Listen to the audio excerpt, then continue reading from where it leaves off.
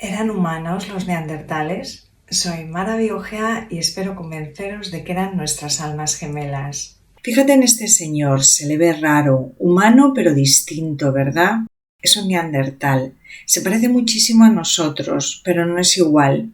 Nada que ver con las primeras representaciones de los neandertales, en las que se les representaba como seres deformes, sin inteligencia, sin humanidad.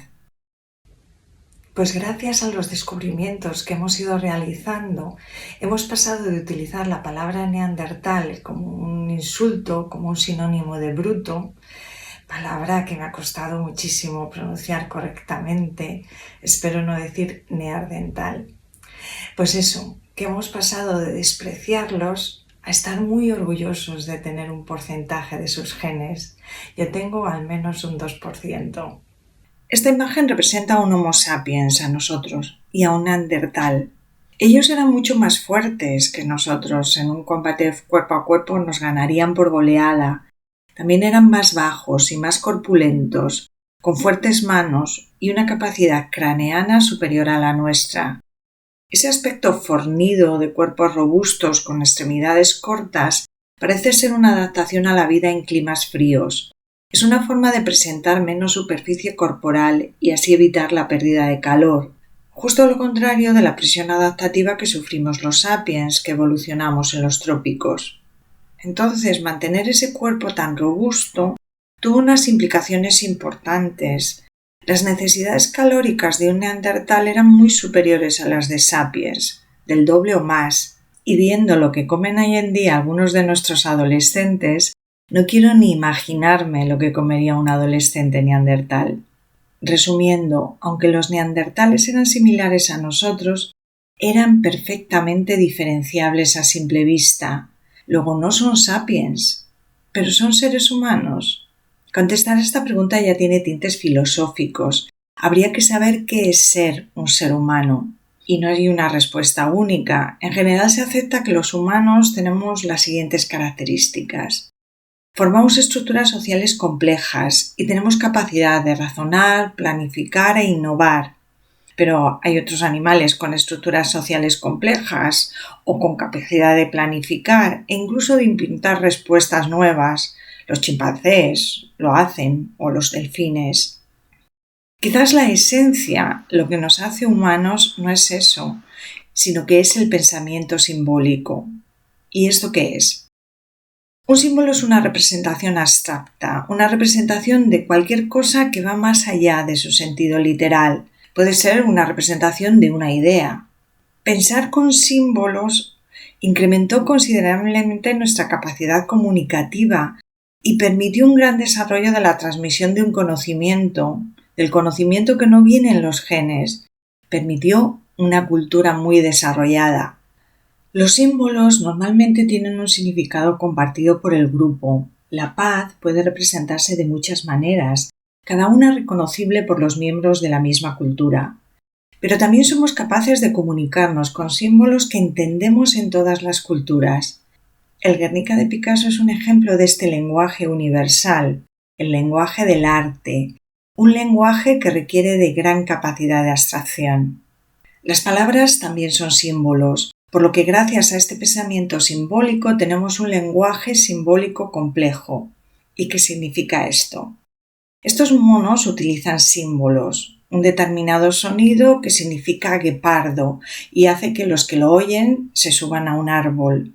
Pero si se emite el sonido serpiente, andan erguidos, de puntillas.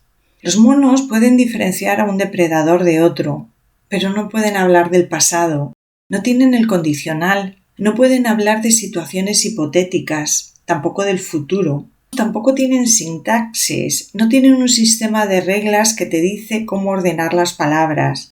Este mensaje complejo nos ha permitido disponer del conocimiento aportado por gente que no conocemos, la mayoría ya muertos. Lo que sabemos se basa en lo que desarrollaron nuestros antepasados. Entonces, aunque hasta las bacterias se comunican, en la actualidad ninguna especie tiene la capacidad de comunicación que nosotros. ¿Y los neandertales? ¿La tuvieron? Pues de eso hablaremos más adelante. Ya hemos visto qué significa ser humano. Ahora vamos a ver si los neandertales presentaban estas características, a ver si eran o no seres humanos. Empezamos con las estructuras sociales complejas. Parece que las agrupaciones de neandertales eran clanes familiares con un número bajo de individuos. Un ejemplo lo encontramos en la cueva Chagirskaya, en Rusia, espero pronunciarlo bien, donde vivió un clan de 10 a 20 individuos hace unos 54.000 años. Del análisis genético se ve que algunos eran parientes y 2 eran padre e hija. Aquí y en otros yacimientos, estudiando el ADN mitocondrial transmitido por las madres y el cromosoma Y transmitido por los padres, se vio que los varones tenían cromosomas Y similares, luego eran parientes, mientras que el ADN mitocondrial era diferente. Esto es el resultado de poblaciones en las que las hembras, al llegar a la pubertad, abandonan el grupo. Es una forma de evitar la endogamia, de evitar tener descendientes con parientes. Este tipo de agrupación es bastante común en el mundo animal. Lo que diferenció a los neandertales fue su capacidad de intercambio entre clanes muy alejados. Por ejemplo, en la cueva Bondi, en Georgia, y en otros yacimientos cercanos, se han encontrado restos de industria lítica hecha con obsidiana. La obsidiana venía de la zona de Chiquiani, situada a 180 kilómetros en línea recta. Pero también se ha encontrado obsidiana que venía de mucho más lejos, de regiones como Sarimakis en Turquía o Baksan en Rusia. La industria lítica hecha con obsidiana es de gran calidad, porque esta piedra tiene una fractura que da bordes muy afilados. Es lógico que quisieran obsidiana en vez de las piedras que encontraban en su entorno. Pero ¿cómo lo conseguían? El hacerlo implica que ya tenían intercambio de bienes que en cierta manera comerciaban, y para ello se requiere de un lenguaje complejo. Hay innumerables restos de industria lítica neandertal. Era similar a la de los primeros sapiens, suficientemente compleja para que no seas capaz de realizarla si no te guían, si no te enseñan.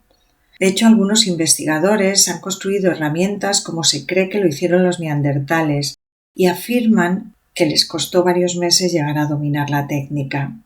La presencia de herramientas de piedra nos dice mucho de la mente neandertal. Nos dice que eran capaces de ver en una piedra algo que no está, tener una visión mental del resultado que van a obtener después de una serie de pasos sin sentido inmediato. Nos dice que eran capaces de abstraer. Además, se ve cómo a lo largo del tiempo esta industria lítica se diversifica y perfecciona, y de aquí podemos deducir transmisión del conocimiento a través de generaciones, es decir, cultura. En el abrigo de Maras, bonito nombre, en Francia, se encontró este fragmento de cuerda con una antigüedad de 46.000 años. Está hecha con las fibras de la corteza interna de una conífera. Los que hicieron esa cuerda sabían que tenían que extraer las fibras de determinado árbol en primavera, batir la corteza, sumergirla en agua y así obtener unas fibrillas que después tenían que entrelazar en el sentido de las agujas del reloj, para formar fibras que luego entrelazaban en el sentido contrario a las agujas del reloj, y así hasta que obtenían la cuerda. Esto implica mucha planificación y probablemente es el resultado de un aprendizaje realizado y transmitido durante generaciones. En el yacimiento Neumarkt Nord en Alemania se han encontrado innumerables restos fósiles de elefantes de colmillos rectos, uros, ciervos, de la megafauna que coexistió con los neandertales, megafauna de cuya extinción probablemente sean en parte responsables. La mayoría de los huesos muestran cortes hechos con herramientas de piedra. La gran cantidad de cortes sugiere que la carne era fresca. La carne en descomposición se arranca más fácilmente, por lo que necesita menos cortes. Luego se trataba de caza, no de carroña. Y fijaos en el tamaño de uno de estos elefantes, el doble de uno actual. Los restos estaban en una turbera y se piensa que los neandertales espantaban a las grandes presas y las conducían allí porque era más fácil abatirlas con las lanzas. Estiman que trocear un elefante de colmillos rectos requirió el esfuerzo de decenas de personas durante varios días, y esto habla de una comunicación avanzada, capaz de organizar eventos comunales. Y lo que es más asombroso, tenían un área específica en el que extraían la grasa de los huesos, una especie de factoría en la que rompían los huesos en miles de pedazos y los trataban con calor y agua. Pero no todos los neandertales tenían la misma dieta. Esta se puede deducir del ADN presente en los huesos de la boca. Se comparó lo que comían en la cueva asturiana del Sidrón y la cueva Spy en Bélgica. Mientras que los habitantes del Sidrón comían setas, piñones y musgo, los belgas se alimentaban de rinocerontes lanudos y muflones. Menuda diferencia. Esta diversidad prueba una gran capacidad de adaptación. Eran capaces de explotar los recursos más adecuados en cada ambiente. Y no solo eso. Uno de los 13 neandertales que vivieron en la cueva del Sidrón, al que llaman Sidrón 7, contenía restos en su mandíbula de ADN del hongo Penicillium y de sauce, un árbol de cuya corteza se extrae el componente de la aspirina, el ácido acetilsalicílico. Curiosamente, esta misma persona tenía también un problema dental, lo que induce a pensar que tenía una infección y dolor crónico. Se cree que los restos hallados entre sus dientes le habrían ayudado a contrarrestar la infección y a paliar el dolor. Luego, hace 49.000 años, los neandertales practicaban la medicina. Alucinante. ¿Y qué decir del arte? Hay muchos yacimientos en los que hay evidencias de que los neandertales usaban el ocre. El ocre es un pigmento que se considera indicador de pensamiento simbólico porque los primeros sapiens lo usaron para hacer pinturas murales y adornar su cuerpo. Pero se podría aducir que los neandertales lo usaban solo con sentido práctico, por ejemplo para protegerse de las radiaciones ultravioletas como hacen algunas tribus actuales, aunque en este caso también tiene valor ornamental. Pero vaya, que podría haber alguna duda con el ocre, pero no con esto. Es un collar hecho con las garras de un águila. Tiene 130.000 años y se encontró en el yacimiento neandertal de Kaprina, Croacia. Las garras fueron pulidas y modificadas con marcas de corte que facilitaron el engarce mediante un cordón hecho con fibras animales. Es joyería, es arte. Esta es una reconstrucción de un neandertal de la cueva Antón, España. Allí se encontraron esta concha de peregrino perforada de forma que podría haber sido usada de collar. La concha muestra también restos de ocre. Es solo esta mitad, la otra mitad es para que se vea el color típico de una concha de esta especie. En la cueva Fumane, en Italia, se encontraron numerosos huesos de aves que no tienen valor nutritivo y una concha con pigmentos. Pudo ser que las llevaran allí para extraer sus plumas y adornarse. Y así podría haber lucido un neandertal de hace 29.000 años. Otro asombroso descubrimiento es el de la cueva de Bruniquel, Francia. Situada muy en su interior hay una sala de acceso difícil, sin luz ni aireación. En suma, es una zona en la que está claro que los neandertales no vivían habitualmente, pues allí se ha encontrado una escultura monumental, estalactitas dispuestas formando varios círculos. Hace casi 180.000 años los neandertales crearon estas estructuras organizadas entre las que hicieron fuego y que no parece que tengan ningún sentido práctico. Se puede considerar una obra de arte. Puede que la usaran para sus ritos, no lo sé. Pero todo esto a mí me parece muy humano. Tenemos otro ejemplo de monumentalidad en la cueva Descubierta, en España. Se han encontrado cráneos de grandes animales, toros salvajes, ciervos, bisontes y rinocerontes. Prácticamente no hay más que cráneos, los dientes y las mandíbulas han sido arrancados y son todos animales con cuernos. Parece una sala de trofeos, con probable intención ceremonial. También en España, y es que somos tremendamente afortunados en restos de antiguos humanos, tenemos pinturas neandertales en 3 cuevas. Tienen una antigüedad de más de 65.000 años. En la cueva de Maltravieso, Cáceres, hay dibujadas manos. Las hicieron colocando la mano y soplando el pigmento de forma que donde no hay pigmento se dibuja la mano. Es un motivo muy común en el arte rupestre de Sapiens, que parece indicar que los neandertales querían dejar aquí sus señas de identidad.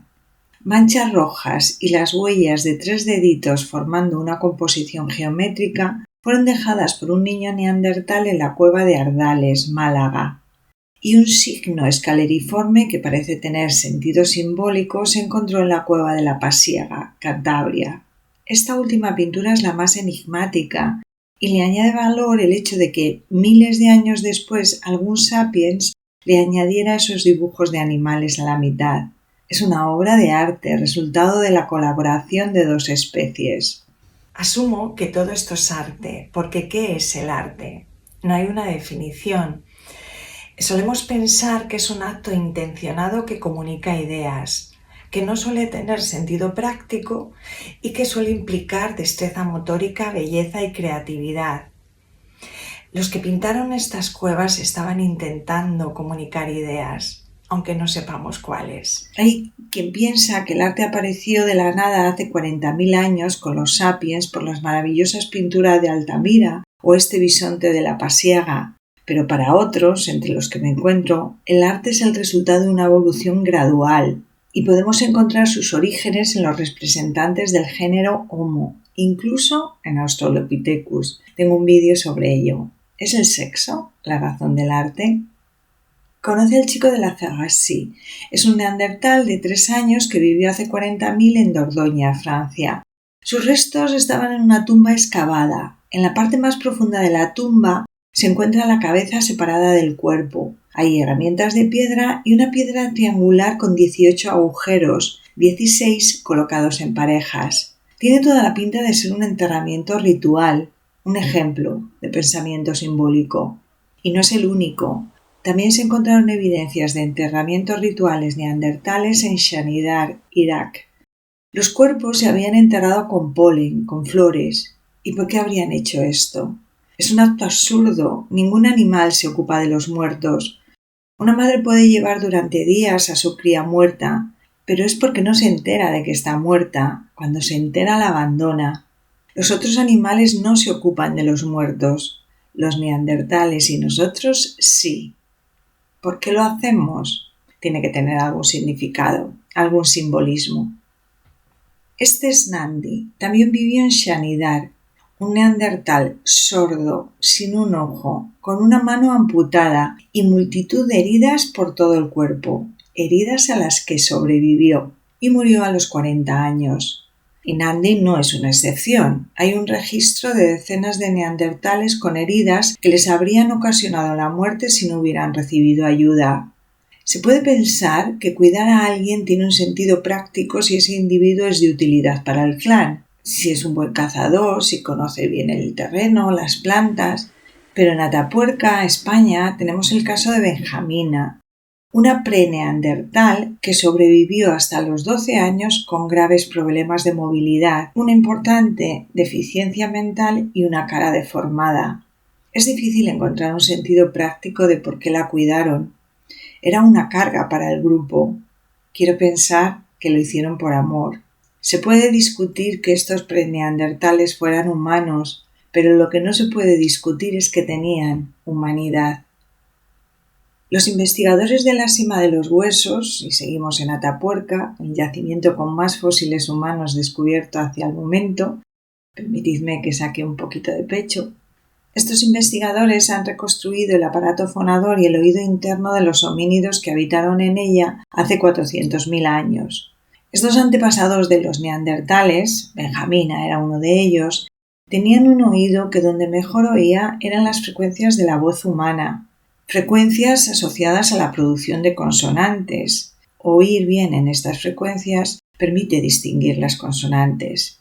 Posteriormente se han analizado, siguiendo la misma técnica, los cráneos de 5 neandertales de yacimientos diversos y se ha llegado al mismo resultado. Donde mejor oían era en las frecuencias de consonantes. De esto se deduce que si un neandertal nos hablara, no entenderíamos nada, pero reconoceríamos que se trata de un lenguaje humano, con vocales y consonantes. El gen FOXP2 está implicado en el lenguaje. Los sapiens que tienen una mutación en este gen son incapaces de hablar. Comparando la secuencia de este gen en mamíferos, se ve que los neandertales tienen la misma secuencia que nosotros, otro indicador de que podían hablar. A pesar de todo esto, no tenemos claro que hablaran. Faltan evidencias. Sí tenemos claro que tenían un oído y un aparato fonador que les hubiera permitido hablar. Y si a esto le sumas que utilizaban técnicas de caza, que tallaban herramientas, que usaban plantas medicinales, que se adornaban con collares, que tenían salas de trofeo, pintaban sus cuevas, cuidaban de sus enfermos y enterraban a sus muertos, si son capaces de hacer eso, es que tienen cerebros capaces de tener un lenguaje simbólico complejo. Y si lo que nos define es el lenguaje simbólico complejo, es que ellos eran tan humanos como nosotros. Y nos queda una prueba definitiva, que se reprodujeron con nosotros, que tuvimos descendencia y que muchos de nosotros llevamos en nuestras células entre un 2 y un 4% de genes neandertales. Hay laboratorios que te lo calculan por un módico precio. Espero haberos convencido de que eran seres humanos, pero el descender de ellos me genera otra pregunta. ¿Eran de nuestra misma especie? Bueno, esto da para otro vídeo. Gracias.